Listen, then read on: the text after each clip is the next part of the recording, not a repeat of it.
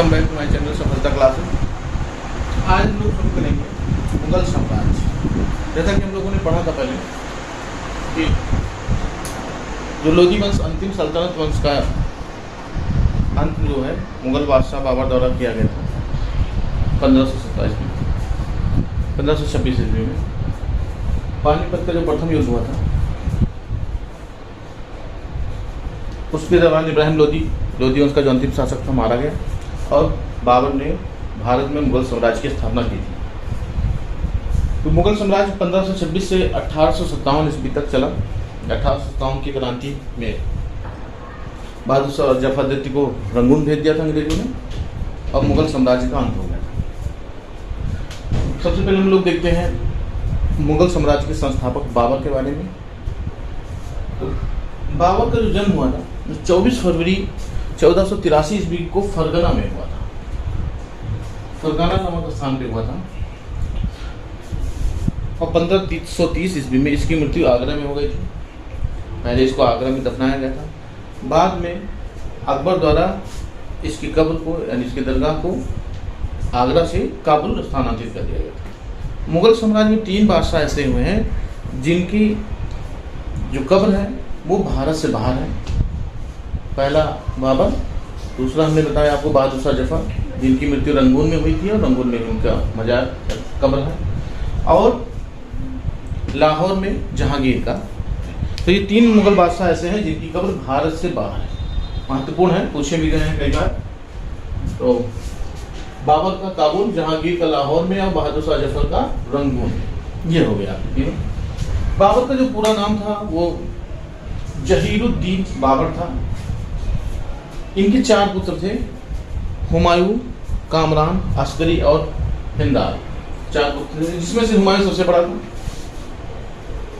इनके पिता जो थे उमर शेख मिर्जा, ये तैमूर लंग के वंशज थे। जबकि जो इनकी माता थी कुतलुग निगार खानम, तो कुतलुग निगार खानम थी वो चंगेज खान के खानदान से थी, यानी मंगोल और तुर्क दोनों का मिश्रण था। इसमें दोनों ही भारत पर आक्रमण किया था। मंगोलों का भी भारत पर आक्रमण हुआ। तैमूर लंग ने 1398 ईस्वी में नासिरुद्दीन महमूद के समय में आक्रमण किया था। ये भी हमने वीडियो में बता दिया, पढ़ाया है पहले। अब भारत पे जो बाबर का पहला आक्रमण था, देखिए महत्वपूर्ण है, 1519 में हुआ था पहला आक्रमण। पहला आक्रमण 1519 में बाबर का हुआ था। लेकिन जो सबसे महत्वपूर्ण आक्रमण की बात करें तो 1526 ईस्वी में जो इसका था पानीपत का पहला युद्ध था, जिसमें इसने इब्राहिम लोधी को हराकर यहाँ पर मुगल साम्राज्य की स्थापना की थी। इब्राहिम लोधी के हारने के कई प्रमुख कारण थे। सबसे पहले कारण यह था कि बाबर की जो सेना थी उसकी सेना की जो पद्धति थी बड़ी अच्छी थी, और बारूद और तोपखाने का प्रयोग सबसे पहले भारत में बाबर द्वारा किया गया था। पानीपत के प्रथम युद्ध में किया गया था। उसके पास बहुत अच्छे तोपची भी थे, एक उस्ताद अली और दूसरा मुस्तफा, बहुत महत्वपूर्ण थे तोपची थे। ये इनकी विजय का प्रमुख कारण था बाबर की। बाबर द्वारा भारत में की गई जो प्रमुख युद्ध थे, पहला पानीपत का युद्ध, दूसरा 1527 ईस्वी में खानवा का युद्ध हुआ था, जिसमें राणा सांगा को उसने हराया था। और राणा सांगा को हराने के बाद उसने गाजी की पदवी भी धारण की थी। इसी युद्ध में गाजी की पदवी खानवा युद्ध में बाबर द्वारा ग्रहण किया गया था। 1528 ईस्वी में इसने चंदेरी का युद्ध किया था और वहाँ के शासक मेदिनी राय को हराया था। और 1529 में घाघरा का युद्ध हुआ था, जिसमें महमूद लोधी को हराया था। इस तरह से 4 प्रमुख युद्ध भारत में बाबर द्वारा लड़े गए थे। 1530 ईस्वी में बाबर की मृत्यु हो गई थी और उसका सबसे बड़ा पुत्र हुमायूं शासक बना था। बाबर ने अपनी आत्मकथा तुर्की भाषा में लिखी है, जिसे बाबर नामा के नाम से जाना जाता है, और दूसरा इसका नाम है तुजुक-ए बाबरी। तुजुक-ए बाबरी के नाम से भी ये फेमस है तुर्की भाषा में। इसका प्रमुख सेनापति मीर बाकी था, जिसने अयोध्या में बाबरी मस्जिद का निर्माण कराया था। बाबर का शासनकाल काफी छोटा रहा। इसने स्थापत्य कला या और कलाओं में महत्वपूर्ण योगदान नहीं दिया था। उसके बाद हुमायूं का काल रहा, इसका भी काल बहुत ही छोटा रहा, कम समय तक रहा। हुमायूं का जो कार्यकाल रहा उसको दो भागों में बांट सकते हैं, क्योंकि ये 1530 से 1540 तक था पहले, और इसने जो है अपने पिता की आज्ञा के अनुसार अपने पूरे साम्राज्य को अपने चारों भाइयों में बांट दिया था। हुमायूं ने कामरान, अस्करी और हिंदा तीनों को उसका हिस्सा दिया था, विभिन्न राज्यों साम्राज्यों को सौंप दिया था। तो हुमायूं व्यक्तिगत रूप से काफी अच्छा व्यक्ति था। इसका जो पहला युद्ध था 1531 में दौहरिया का युद्ध लड़ा था। हुमायूं ने पहला युद्ध लड़ा था भारत में, 1530 में शासन सत्ता पर बैठा और 1531 में पहला युद्ध इसने लड़ा था, दौहरिया का युद्ध। उसके बाद जो महत्वपूर्ण युद्ध थे जिसमें इसको दारा हराया था शेषा सूरी ने, पहला युद्ध था 1539 में चौसठ के युद्ध में हराया। फिर इसने शेषा सूरी से युद्ध किया 1540 में कन्नौज में, जिसे बिलग्राम, कन्नौज के बाद बिलग्राम में युद्ध हुआ था, जिसमें इसको हार का सामना करना पड़ा दोनों युद्धों में, चौसा के युद्ध में और कन्नौज के युद्ध में। और 1540 में युद्ध में हारने के बाद इसका निर्वासित जीवन बीता, 15 साल तक निर्वासित जीवन बिताना पड़ा इसको। प्रथम कार्यकाल में इसने दीन पनाह नगर की स्थापना की थी दिल्ली में। ये वही दीन पनाह नगर है जहाँ पर बनी सीढ़ियों से गिरकर ही 1555 ईस्वी में 56 ईस्वी में इसकी मृत्यु हो गई थी। दीन पनाह की जो लाइब्रेरी थी उसी की सीढ़ियों से गिरते ही हमारी मृत्यु 1556 ईस्वी में हो गई थी। निर्वासन काल के दौरान ये कुछ समय तक अमरकोट के राजा राणा वीर साल के पास रहा। वहीं पर 1542 ईस्वी में अकबर का जन्म हुआ था अमरकोट में ही। इसके बाद ये घूमता हुआ फिर निर्वासित जीवन बिताते हुए ईरान के शाह के पास चला गया था। उसके बाद 1555 ईस्वी में पुनः ईरान के शाह और अपने जो है सेनापति बैरम खान की मदद से 1555 में सरहिंद का युद्ध लड़ा था, और इस युद्ध के बाद उसे पुनः भारत में सत्ता प्राप्त हो गई थी। इसके मकबरे को अकबर ने बनवाया था, जो सबसे पहला संगमरमर का मकबरा भी था, दिल्ली में बनाया था। हुमायूं का मकबरा प्रसिद्ध है। इसकी सौतेली बहन थी गुलबदन बेगम, जिसने हुमायूं की आत्मकथा लिखी है, उसकी जीवनी लिखी है गुल हुमायूं नामा के नाम से। गुलबदन बेगम ने लिखा है हुमायूं नामा।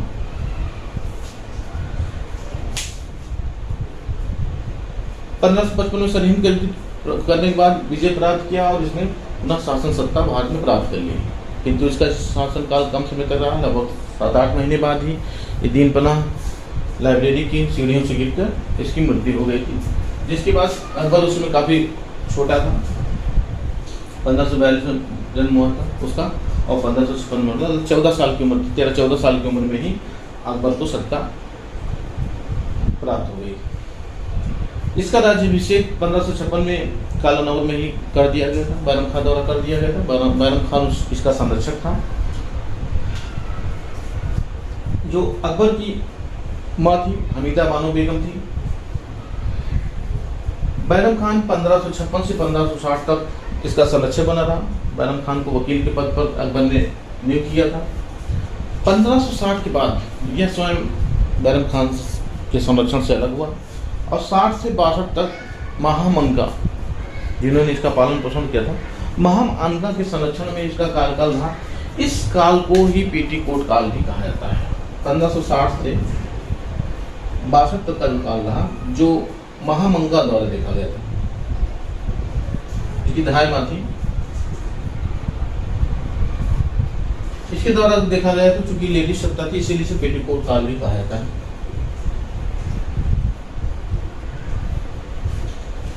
सारे जो फैसले होते थे वो महामंगा द्वारा किए जाते थे, और जब बैरम खान संरक्षक थे तो बैरम खान द्वारा ही किया जाता था। यानी 62 तक का कार्यकाल लगभग बैरम खान और महामंगा द्वारा देखा गया। अब इसके जीवन काल की कुछ महत्वपूर्ण घटनाएं हैं, युद्ध हैं, उनको देख लेते हैं। 1561 में पहला युद्ध, संरक्षण से अलग होने के बाद पहला युद्ध जो अकबर ने लड़ा था स्वतंत्र रूप से, वो मालवा के बाज बहादुर को हराया था। और जो इसका सेनापति था उस समय वो अधम खान था, जो महामंगा का ही पुत्र था ये अधम खान, और मालवा के बाज बहादुर को हराया था। उसके बाद इसने 1562 में दास प्रथा का अंत किया। लोगों को खरीदा जाता था, बेचा जाता था, जिस दास बनाया जाता था खरीद कर, तो उस प्रथा को 1562 में अकबर द्वारा अंत किया गया था। क्योंकि अकबर को महान कहा जाता है, दो ही महान व्यक्ति हैं, सम्राट अशोक को, सम्राट अकबर को महान माना जाता है पूरे इतिहास काल में। 1556 ईस्वी में ही पानीपत का दूसरा युद्ध अकबर द्वारा लड़ा गया था, जिसमें हेमू जो कि अंतिम विक्रमादित्य शासक था, इसको हराया था। 1564 में गोंडवाना के वीर नारायण जो कि अल्पवयस्क थे, उनकी जो संरक्षिका थी वीर नारायण की वो थी दुर्गावती। उनको आसफ खान सेनापति के नेतृत्व में गोंडवाना को विजय प्राप्त किया अकबर ने। 1563 ईस्वी में तीर्थ यात्रा का समाप्त किया। उस समय प्रयागराज यानी इलाहाबाद और वाराणसी में तीर्थ यात्रा पर कर लिया जाता था, जिसे 1563 ईस्वी में अकबर द्वारा समाप्त कर दिया गया। ठीक 1564 ईस्वी में जजिया कर समाप्त किया गया। यानी 3 महत्वपूर्ण है, पूछा जाता है। सबसे पहले दास प्रथा का अंत किया, फिर तीर्थ यात्रा का, और फिर जजिया कर समाप्त किया। जजिया कर वो करता हमने बताया था पिछले में, फिरोज शाह तुगलक में पढ़ाया था हमने कि जजिया कर जो है गैर मुस्लिमों से लिया जाता था। फिरोज शाह तुगलक ने तो ब्राह्मणों से भी लिया था, और उसके बाद के शासकों ने ब्राह्मणों, विकलांगों, महिलाओं से नहीं लिया था। तो इस जजिया कर को अकबर ने समाप्त कर दिया था, बाद में पुनः लागू हुआ था दूसरे शासनकाल में राजा के, बताएंगे हम आगे। 1571 ईस्वी में अकबर ने फतेहपुर सीकरी की स्थापना की थी। 1575 ईस्वी में गुजरात विजय के उपलक्ष्य में इसी फतेहपुर सीकरी में ही बुलंद दरवाजा का निर्माण अकबर द्वारा कराया गया था, उसी विजय के उपलक्ष्य में।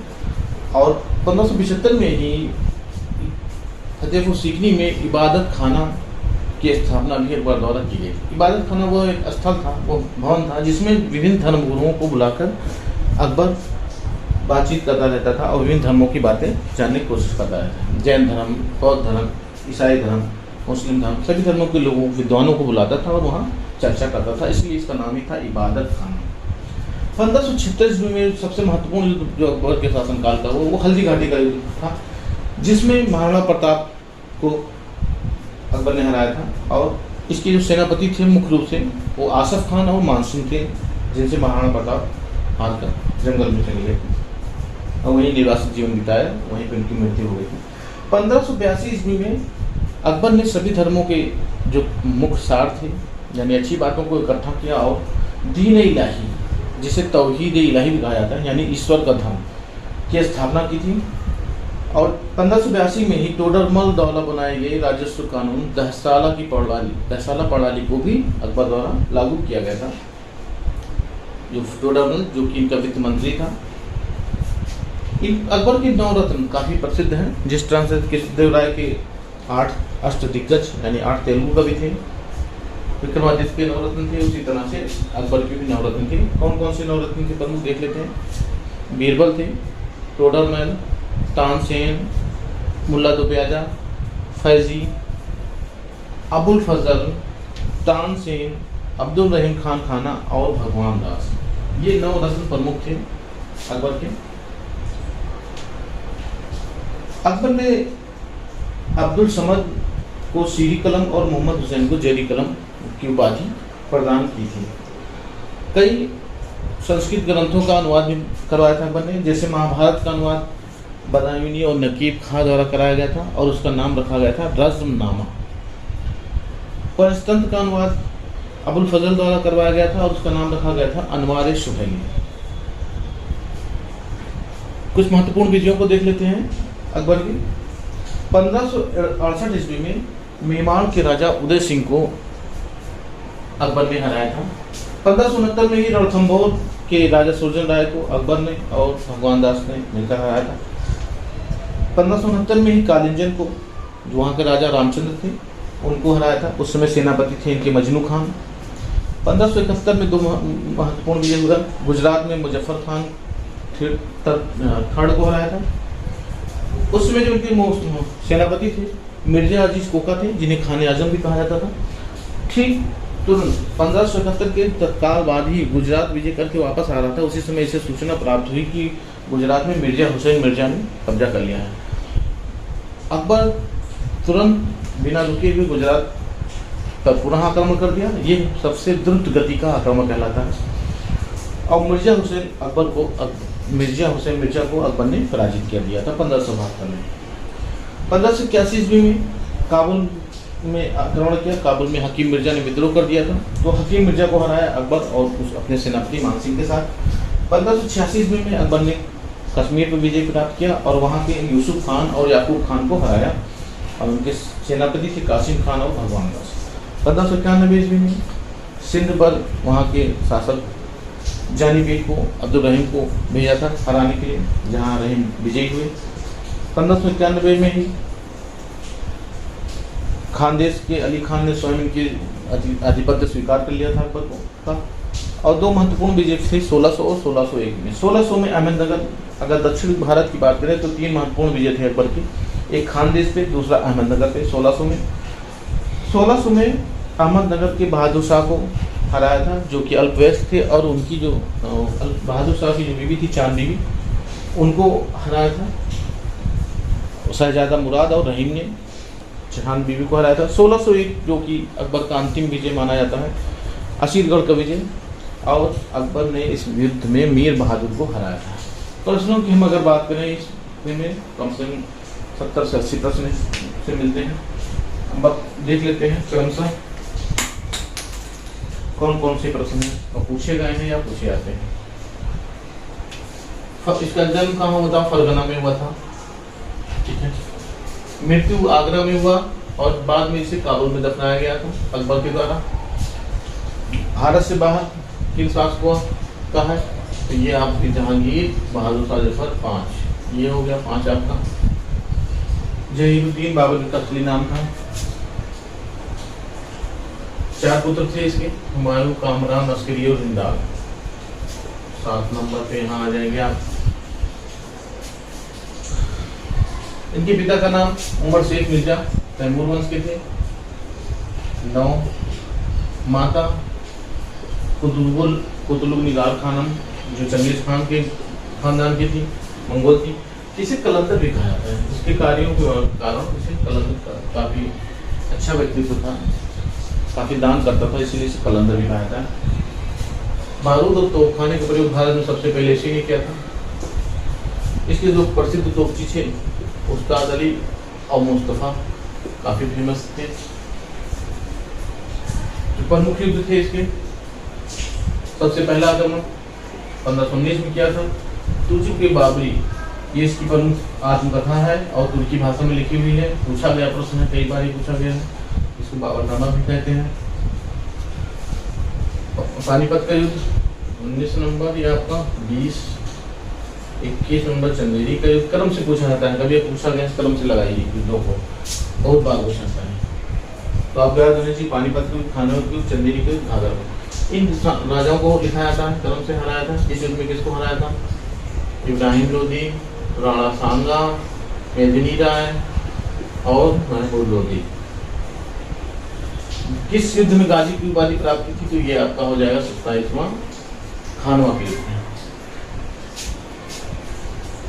27 सबसे पहला जो युद्ध बाबर हुमायूं का था वो दिल्ली गौहरिया का युद्ध था, आपका हो जाएगा 28वां प्रश्न यहाँ से प्राप्त हो जाएगा। 64 के युद्ध में कन्नौज के युद्ध में हारा था। 29, 30 भीमपरा नगर की स्थापना हुमायूं ने की थी, ये आपका 31वां हो जाएगा। निर्वासन के दौरान किस राजपूत का उसमें वहाँ था, राज दरबार में था, महल में, तो ये आपका हो जाएगा राणा विशाल, कहाँ के थे? अमरकोट के राजा थे। फिर राम के शाह के पास गया और इसका जो अंतिम युद्ध था सरहिंद का युद्ध था, 34 नंबर। फिर इस हुमायूंनामा किसने लिखा था? 35 नंबर, गुलबदन बेगम ने लिखा था। इसी तरह से इसमें हम देखेंगे अमरकोट में 1542 में जन्म हुआ था, इनकी माँ का नाम था हमीदा बानो। राज्याभिषेक कलानौर में हुआ था। संरक्षक थे बैरम खान। 1560 से 62 का काल पेटीकोट काल कहलाता है। 39 प्रश्न है यहाँ मिलेंगे। बाज बहादुर को हराया था 1566 में, मालवा के बाज बहादुर को हराया था। 39 यहाँ से हम ले लेंगे इसको। इस तरह से हम इसमें से और भी प्रश्नों को दे सकते हैं। लगभग आपको 100 प्रश्न इस वीडियो से प्राप्त हो जाएंगे। आगे देख लीजिए। धन्यवाद मित्रों।